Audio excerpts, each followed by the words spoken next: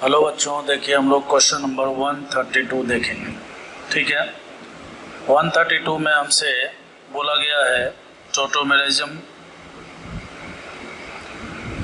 3 structure दिए हुए हैं और कहता है कि इसमें से बताइए कौन सा सबसे ज़्यादा स्टेबल होगा। ठीक है, तो देखिए इन बच्चों, इन सब में जो सबसे कम स्टेबल है वो फर्स्ट होगा। वो इसलिए क्योंकि देखिए ब्रिज हेड वाले कार्बन पर यहाँ पर डबल बॉन्ड बना हुआ है और ब्रिज हेड वाले कार्बन पर जब double bond carbocation free radicals बनता है तो ये सब हाईली अनस्टेबल होता है। ठीक है, ब्रेड्स रूल के कारण ऐसा इसलिए होता है बच्चों, क्योंकि देखिए यहाँ पर डबल बॉन्ड बनने से क्या हो गया, ये sp2 हाइब्रिडाइड हो गया और sp2 हाइब्रिडाइड होने का मतलब है कि इसको प्लेनर होना चाहिए, लेकिन ये तो क्या है, ब्रिज बना हुआ है तो ये नॉन प्लेनर है, तो इसमें स्ट्रेन बहुत ज़्यादा हो जाता है, तो स्ट्रेन के कारण इसकी स्टेबिलिटी सबसे कम होती है। ठीक है, तो कहने का मतलब है कि 1 की स्टेबिलिटी तो सबसे कम होगी। अब बात करते हैं सेकेंड और थर्ड में। ठीक है, तो सेकेंड और थर्ड में देखिए एक ही C डबल बॉन्ड O दिख रहा है। ठीक है, तो ऐसी स्थिति में C डबल बॉन्ड O और ये उसका इनोल बनाया हुआ है। ठीक है, बोले तो ये कीटो फॉर्म है और ये इनोल फॉर्म है, तो यहाँ पर जो इनोल फॉर्म में कोई और एक्स्ट्रा स्टेबिलिटी की बात नहीं है। ठीक है, कोई एक्स्ट्रा स्टेबिलिटी फैक्टर नहीं है, तो इसलिए C डबल बॉन्ड O का जो बॉन्ड स्ट्रेंथ है वो ज़्यादा होगा और सेकेंड की स्टेबिलिटी सबसे ज़्यादा होगी, फिर उसके बाद जो है थर्ड की होगी और फिर लास्ट में 1 की तो होगी।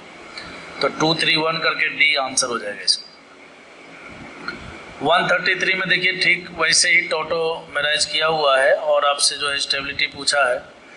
इन सब में देखिए बच्चों, यहाँ पर जो ये इसका जो Z का जो इनोल फॉर्म है ये नॉन एरोमेटिक है और ये देखिए एंटी एरोमेटिक है और ये एरोमेटिक है। ठीक है, ये क्या है, एरोमेटिक है, तो आप जानते हो कि एरोमेटिक वाला सबसे ज़्यादा स्टेबल होगा और नॉन एरोमेटिक और एंटी एरोमेटिक में एंटी एरोमेटिक सबसे कम स्टेबल होता है। ठीक है, और फिर Z हो जाएगा, तो इस प्रकार से X Z Y करके D आंसर हो जाएगा। ठीक है, आप जानते हैं कि एरोमेटिक सबसे ज़्यादा स्टेबल, फिर नॉन एरोमेटिक और फिर एंटी एरोमेटिक। नहीं जानते तो आप इसको ध्यान रखा कीजिए, बहुत ही इंपॉर्टेंट है, काम का चीज़ है, ये हमेशा अक्सर क्वेश्चन में आपके सामने आएगा। क्वेश्चन नंबर 134 में देखिए बच्चों, यहाँ पर फिर से वैसे इनोल फॉर्म बनाया हुआ है, तो ये जो पहला जो इनोल है ये देखिए एरोमेटिक बन चुका है। क्या बन चुका है, एरोमेटिक। ठीक है, तो एरोमेटिक है तो इसका मतलब X की स्टेबिलिटी तो सबसे ज़्यादा होगी। बाकी अब देखिए Y और Z में अगर तुलना करें तो ना तो ये एरोमेटिक है और ना तो ये एरोमेटिक है, समझ गए बात को। और एंटी एरोमेटिक की बात करें तो एंटी एरोमेटिक भी दोनों में से कोई भी नहीं, क्योंकि sp3 कार्बन है मौजूद यहाँ पर, तो कहने का मतलब एंटी एरोमेटिक नॉन एरोमेटिक जैसा सिचुएशन है। तो ऐसी स्थिति में आप क्या कीजिए, है ना, जैसे इनोल कंटेंट की स्टेबिलिटी जो है हम बहुत प्रकार से देख सकते हैं। ठीक है, तो आप क्या कीजिए, जैसे बेस के प्रेजेंस में सबसे पहला नंबर क्या होता है बच्चों, इनोलेट आयन बनता है। ठीक है, बोले तो यहाँ पर जो हाइड्रोजन है यहाँ पर आप एनायन बना दीजिए। ठीक है, और यहाँ से भी हाइड्रोजन यहीं पर है तो यहाँ पर भी एनायन बना दीजिए। अब सबसे पहला नंबर इनोल वही बनाएगा, वही बनाना चाहेगा या वही बनेगा फास्टली जिसका जो ये बीच में बनने वाला एनायन है, कार्बन आयन है, इंटरमीडिएट है, वो स्टेबल होगा। अब इन दोनों में इंटरमीडिएट जानते हो, इंटरमीडिएट को स्टेबिलिटी किससे मिलता है, इलेक्ट्रॉन विथड्रॉइंग ग्रुप के द्वारा। तो यहाँ पर देखिए इस कार्बन आयन को इस इलेक्ट्रॉन विथड्रॉइंग ग्रुप के द्वारा इलेक्ट्रॉन खींचा जा रहा है, तो ये तो यहाँ भी हो रहा है।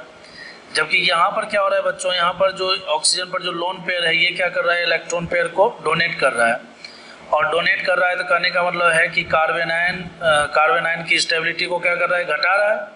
वो इसलिए क्योंकि कार्बन आयन को स्टेबिलिटी कब मिलता है, जब इससे कोई इलेक्ट्रॉन खींचे ले जाए।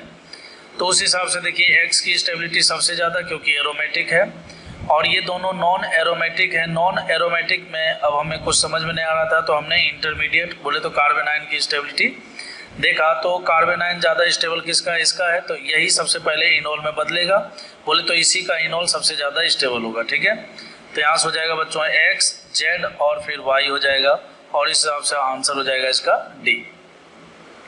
135 में देखिए इस तरह से दिया हुआ है, उसको कहता है among the given ketones which does not इनोलाइज। ठीक है, तो इनोलाइज कौन नहीं होगा, जिसके पास हाइड्रोजन नहीं होगा। ठीक है, अल्फा पोजीशन पर जिसके पास अल्फा हाइड्रोजन नहीं होगा, तो देखिए सी डबल बॉन्ड O के ठीक बगल वाले कार्बन sp3 कार्बन पर हाइड्रोजन यहाँ मौजूद है तो ये इनोल बनाएगा। इसमें देखिए यहाँ पर तो हाइड्रोजन नहीं है, यहाँ पर हाइड्रोजन है लेकिन यहाँ से हाइड्रोजन हम नहीं निकाल सकते। क्यों? हाइड्रोजन आप निकालोगे तो डबल बॉन्ड यहाँ पर बनेगा और ब्रिज हेड पर डबल बॉन्ड हम बना नहीं सकते, है ना।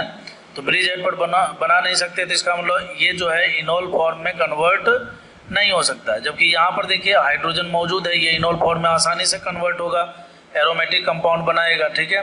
तो कहने का हम लोग 1 2 3 में 2 एक ऐसा कंपाउंड है जो कि इनोलाइज नहीं हो पाएगा। कहने का हम लोग कीटो फॉर्म से इनोल फॉर्म में ये बदल नहीं पाएगा, ठीक है। तो आंसर क्या हो जाएगा बताइए? 2 हो जाएगा।